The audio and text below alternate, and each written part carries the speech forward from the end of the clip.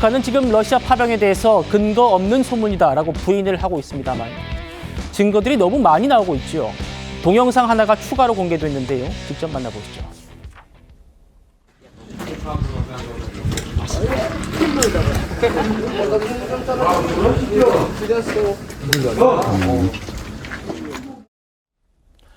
러시아군 기지 안에서 북한군으로 추정되는 군인들이 대화를 나누는 그런 목소리들이 들립니다. 자, 방금 보신 대로 힘들다야, 늦었어라는 북한 억양이 들린다는 게 러시아 독립 언론 매체의 주장입니다. 러시아 언론의 주장이에요.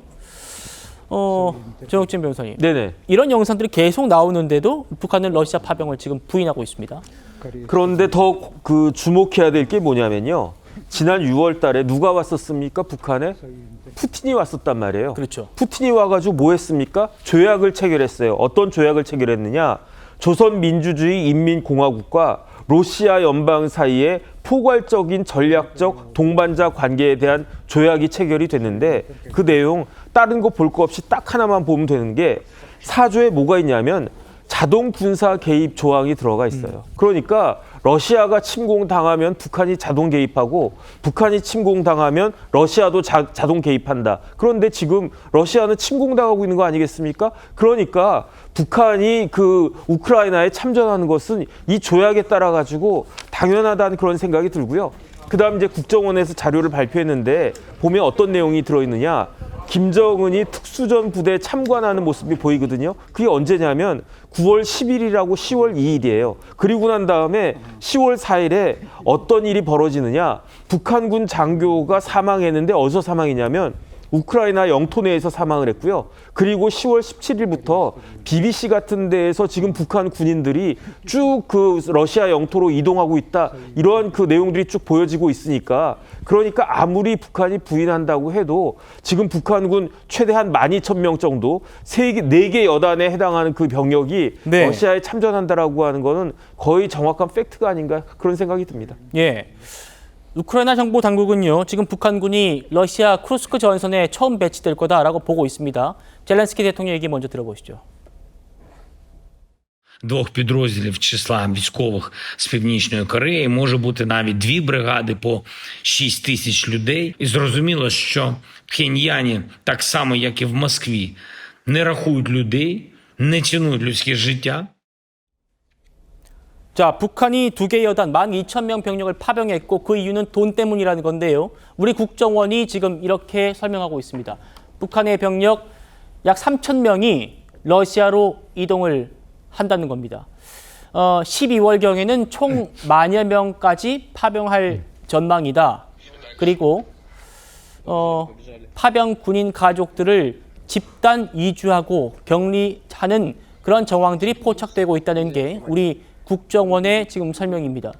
북한이 병력 3,000명을 지금 러시아로 이동을 시켰고 12월까지 10,000명 넘는 인원들을 파병할 걸로 보인다. 그리고 이 파병 군인들의 가족들을 집단 이주시키고 격리하는 정황이 포착되고 있다. 이현정 의원님, 네.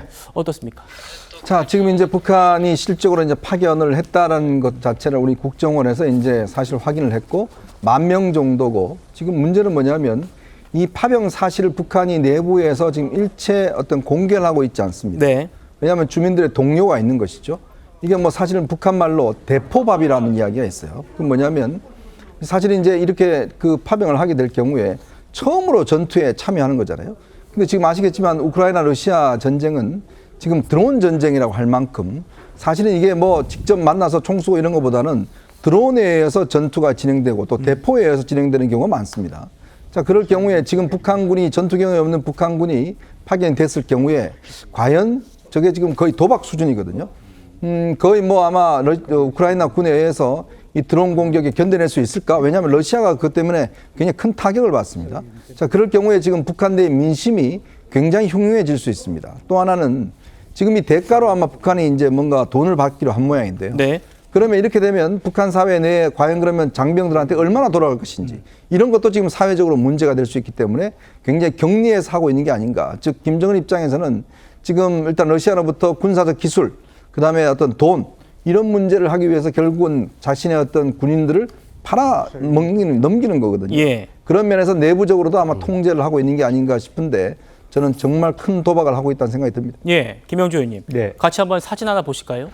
북한이 오늘 공개한 사진이에요.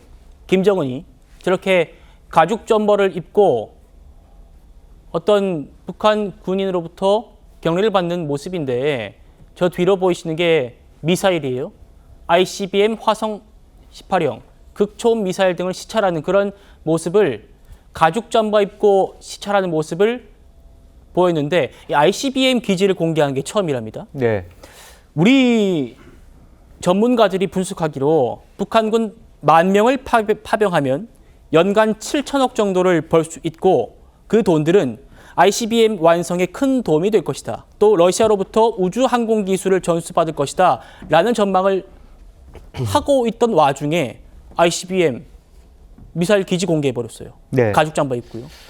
뭐 이것은 두 가지 의미가 있겠죠. 하나는 우선 미국 대선의 ICBM이라고 하는 것을 겨냥으로써 미국 본토를 겨냥해서 미국을 침공할 수 있는 능력을 북한이 갖추고 있다. 즉 미국 대선에 한반도 문제, 북한 문제를 의제로 올려달라고 하는 어떤 관심을 끄는 요인이고요. 또 하나는 우주와 관련된 또 대륙간 탄도미사일과 같은 고급 기술을 러시아로부터 수용받을 수 있다라고 하는 희망 섞인 얘기이기도 하고 또 진행 중인 얘기일 수도 있습니다. 그러나 또 하나 간과해서는 안 되는 것이 러시아 입장에서는 이러한 부분이 또 남한에 보내는 메시지일 수 있어요. 우주 기술들을 아마 트럼프 대통령이 만약에 후보가 대통령이 됐을 경우에 그럴 경우에 조기 종식됐을 이후에 러시아와 한국 관계에 있어서는 우주 기술은 러시아가 한국에 줄 수 있는 것이다 라고 하는 부분에 대한 내용도 이 안에 담겨 있는 겁니다. 그래서 무작정 김정은에게만 좋은 어떤 결과들이 예정돼 있다. 그렇게 보기는 저는 어렵다라고 보이고요. 실제로 단기적으로는 북한이 한 10,000명이 되는 사람들을 러시아에 보냄으로써 네. 이걸 맺을 수 있지만 그것은 아마 우크라이나 전쟁 때까지 일 거라고 보여지면 길지 않은 시간이라고 보여지고요. 러시아는 그 다음을 생각하는 부분으로 와 있기 때문에 김정은 개인의 어떤 어긋난 희망일 수 있다. 저는 그렇게 생각을 합니다. 알겠습니다.